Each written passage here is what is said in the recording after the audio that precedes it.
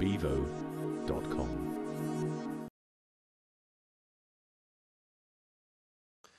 Andy, I know there's several major macro trends that are definitely to an advantage for IHG that you've aligned your organisation to, notably, for example, the rise in low-cost airfare and the increase in tourism in China, India and some of the BRIC countries. So you've aligned your organisation very well for that. So to what extent does a CEO need to play the role of a futurist? Well, I think any CEO's got cards to play, and the most... You know, I came at the marketing route, as I said, and a lot of that was about intuition, and there was a lot of store placed in intuition and having the gift and the judgment.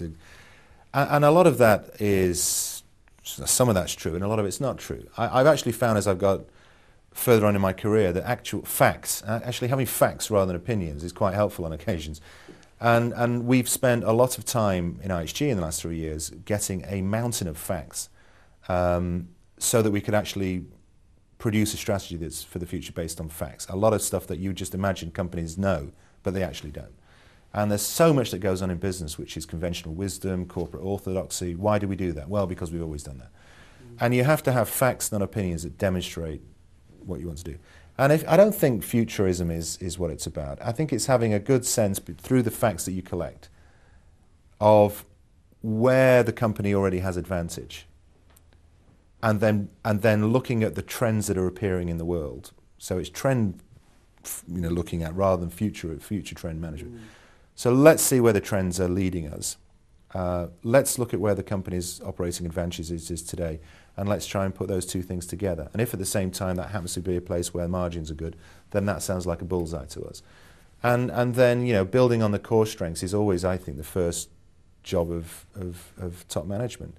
There's a lot of sex appeal in new stuff, but actually most value that I've ever seen created in business is created by making what you're already good at and making it better.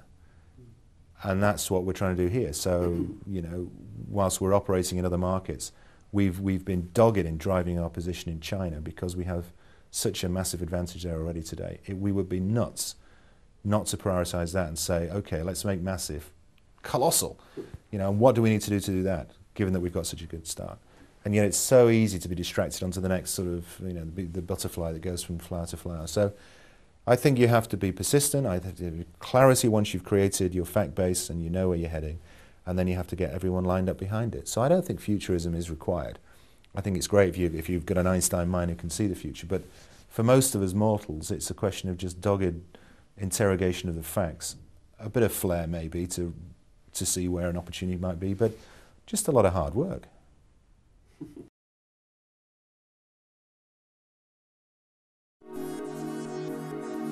bevo.com